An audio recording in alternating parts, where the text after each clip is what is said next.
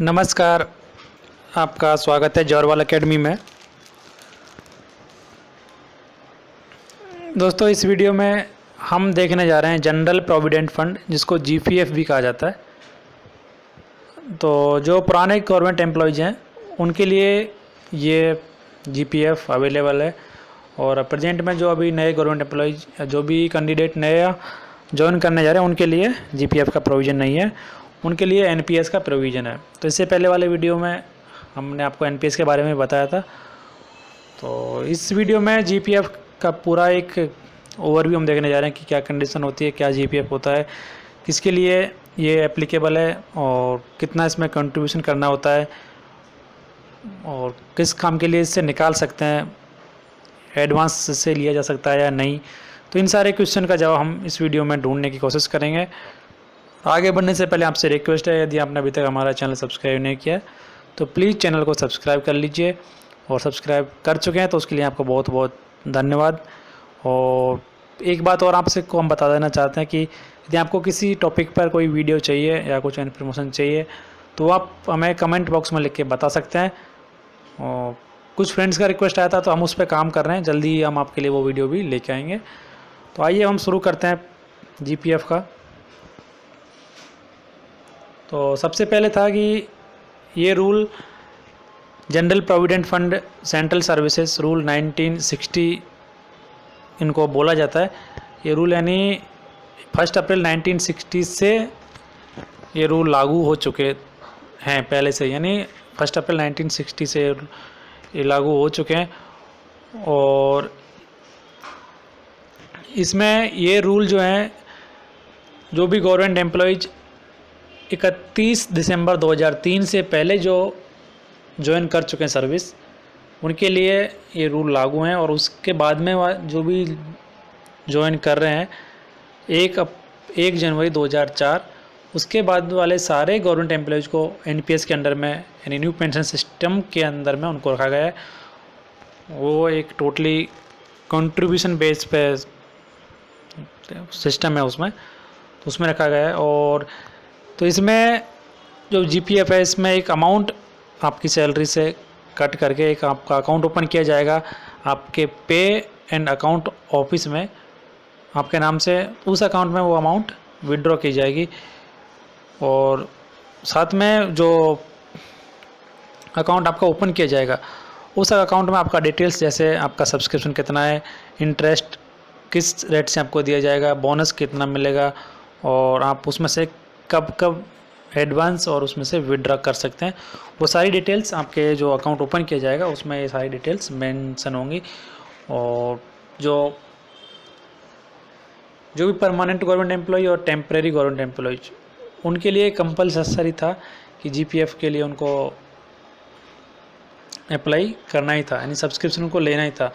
और इसमें जीपीएफ में उनका जो सैलरी है, बेसिक सैलरी, जिसको उसमें उनका पे और ग्रेड पे इंक्लूड होता है, उसमें डीए कैलकुलेट नहीं करते हैं, तो उसका 6% जीपीएफ में कंट्रीब्यूशन देना कंपलसरी है। और यदि गवर्नमेंट सर्वेंट चाहे तो उसको बढ़ा भी सकता है अपनी कैपेसिटी के अनुसार।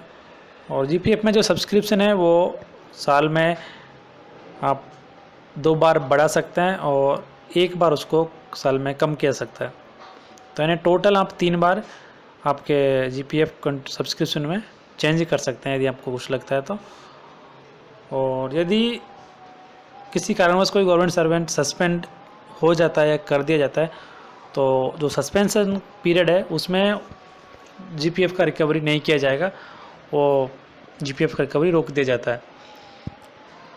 यदि कोई गवर्नमेंट सर्वेंट एचपीएल पे है और लीव विदाउट पे है या डाइस नॉन, यानी ऐसा कुछ है, एचपीएल पे, ईएक्सओएल पे, डाइस नॉन है, तो यदि गवर्नमेंट एम्प्लॉई चाहे तो वो सब्सक्राइब अपनी रिक्वेस्ट से उसको रोक सकता है, लेकिन उसको उसके लिए सब वो सर्टिफिकेट या रिक्वेस्ट देना होगा कि मुझे जीपीएफ का सब्सक्रिप्शन रोकना है।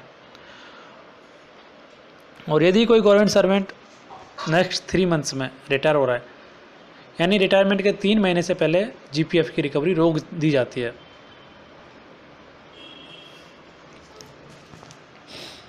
यदि रिटायरमेंट के 3 महीने से पहले जीपीएफ का रिकवरी रोक दिया था, उसके बाद में आपका जीपीएफ के लिए यानी जो पेंशन पेपर्स हैं वो रेडी करने होते हैं, इसलिए उनको रोक दिया जाता है। और सबसे इम्पोर्टेंट है कि जैसे ही कोई गवर्नमेंट सर्वेंट जीपीएफ के लिए अपना अकाउंट ओपन करवाता है तो उसके साथ में ही उसको नॉमिनेशन देना होता है। नॉमिनेशन देने बहुत कंपलसरी है और उसमें नॉमिनेशन में जो गवर्नमेंट सर्वेंट है वो 1 2 3 जितने बंदों का नाम वो देना चाहे वो मेंशन कर सकता है। और जो नॉमिनेशन है वो अपनी मर्ज़ी के हिसाब से चेंज कर सकता है जब भी वो चाहे तब कि उसे। और जो नॉमिनेशन में जो भी बंदे हैं उनका परसेंटेज कि कितना परसेंटेज ऑफ जीपीएफ अमाउंट का इंडिविजुअल्स को देना है वो भी वो मेंशन कर सकता है अपने नॉमिनेशन फॉर्म में। और जो आपका जीपीएफ अमाउंट है उस पर गवर्नमेंट आपको एक इंटरेस्ट पे करती है जो कि टाइम टू टाइम चेंज होता रहता है। अभी प्रेजेंट में जो इंटरेस्ट रेट है जीपीएफ पे वो 7.9 है। लास्ट ईयर जुलाई से में चेंज कर दिया है गवर्नमेंट ने। तो आपका जो भी इंटरेस्ट कैलकुलेट होता है आपकी अमाउंट पे, जो भी आपका अकाउंट में जो बैलेंस है उस पर, तो वो आपके अकाउंट में साथ के साथ में क्रेडिट कर दी जाती है। तो आपको यहाँ पे इंटरेस्ट भी मिलता है। और ये जो जीपीएफ का इनकम है अमाउंट है पूरा वो इनकम टैक्स से फ्री है। अब जितना कंट्रीब्यूट करते हैं जीपीएफ में वो इनकम टैक्स उस पर नहीं देना होगा आपको। फिर आता है कि हम जीपीएफ से किस काम के लिए अमाउंट एडवांस ले सकते हैं।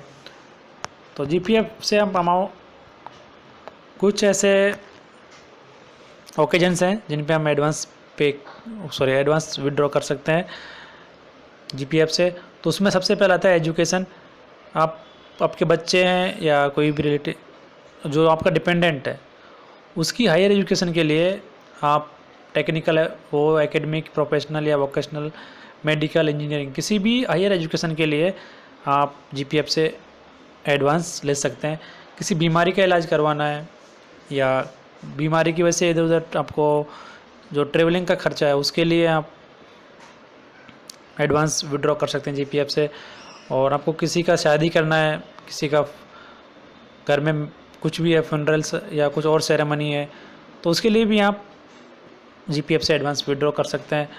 और यदि आपको कोई लीगल प्रोसीडिंग्स का पेमेंट करना है उसके लिए भी आप एडवांस विड्रॉ कर सकते हैं जीपीएफ से। और यदि आपको घर के लिए कुछ आइटम परचेज करना है जैसे टीवी, फ्रिज, वॉशिंग मशीन को, कंप्यूटर, जो भी ऐसा कोई सामान आपको परचेज करना है तो उसके लिए भी आप जीपीएफ से विड्रॉ कर सकते हैं। और यदि आपको कहीं घूमने जाना है किसी जगह पे उसके लिए भी यदि आपका जो सैंक्शन अथॉरिटी है वो कॉन्फिडेंट हो कि हाँ कि सैंक्शन किया जा सकता है बंदे को, तो उसके लिए भी आपको जीपीएफ से एडवांस सैंक्शन कर दिया यानी किया जा सकता है। उसमें जो सैंक्शनिंग अथॉरिटी होगी वो आपका जो पे एंड अकाउंट ऑफिसर है पीएओ वो आपका सैंक्शनिंग अथॉरिटी होता है। और जो आपका हेड ऑफ ऑफिस वो रिकमेंड कर देता है हाँ कि बंदे को जीपीएफ सैंक्शन कर देना चाहिए। फिर आता है कि एडवांस का रिकवरी कब होगा। तो आप जिस महीने में आप एडवांस विड्रॉ किए हैं उसके नेक्स्ट मंथ से आपके अकाउंट से आपकी सैलरी से उसका एडवांस का रिकवरी कर लिया जाएगा। जैसे अभी आप मई के महीने में एडवांस लेते हैं तो नेक्स्ट मंथ यानी जून महीने से आपकी सैलरी से जीपीएफ एडवांस की रिकवरी स्टार्ट कर दी जाएगी। फिर इसमें लास्ट आता है कि हम इसको विड्रॉ कब कर सकते हैं जीपीएफ को। तो नॉर्मल कंडीशन में यदि आप 15 साल की सर्विस कंप्लीट कर चुके हैं और यदि आपकी सर्विस में 10 साल सिर्फ बाकी बचे हैं तो दोनों में से जो भी पहले है उस कंडीशन में आप अपने जो भी अकाउंट में बैलेंस है उसको आप विड्रॉ कर सकते हैं। और विड्रॉ करने के लिए भी कई सारे पर्पज़ हैं, उन पर्पज़ के लिए आप उसको विड्रॉ कर सकते हैं। उसमें सेम हायर एजुकेशन के लिए, यदि आपको आउटसाइड ऑफ इंडिया एकेडमिक कोई भी एजुकेशन के लिए बच्चों को भेजना है, हायर एजुकेशन के लिए, उसके लिए कोई आपको मेडिकल इलनेस या किसी बीमारी का एक्सपेंडिचर इनका पेमेंट करना है, उसके लिए बच्चे की या फैमिली में किसी की शादी करनी है या डिपेंडेंट्स की, उसके लिए आप विड्रॉ कर सकते हैं पैसा। और आपको कुछ कंज्यूमर ड्यूरेबल्स जैसे सोई, TV, VCR, washing machine, computer, जो भी सामान खरीदना है उसके लिए भी आप 15 साल की सर्विस के बाद में विड्रॉ कर सकते हैं।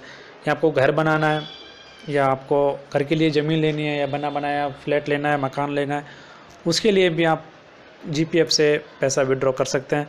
या आपने पहले से पैसा लिया हुआ है, उसका आपको पेमेंट करना है घर के लिए, तो हाउसिंग लोन उसके लिए पेमेंट करने के लिए आप विड्रॉ कर सकते हैं। और यदि आपको कहीं घर बनाना है या घर पहले से बना हुआ है, उसमें कुछ आपको मॉडिफिकेशन करने हैं या उसको बड़ा करना है, तो उसके लिए भी आप विड्रॉ कर सकते हैं। और यदि आपको कुछ जैसे कार वगैरह ख़रीदना है, बाइक ख़रीदना है, कुछ भी ऐसा आपको सामान खरीदना है, तो उसके लिए भी आप आपके जीपीएफ अकाउंट से पैसा विड्रॉ कर सकते हैं। तो ये जीपीएफ का एक ओवरव्यू था ब्रीफ में। तो ये वीडियो यहाँ पर ख़त्म करते हैं हम। उम्मीद करते हैं कि आपको वीडियो पसंद आया होगा और आपके कुछ नॉलेज ही बड़ी होगी वीडियो देखने के बाद में।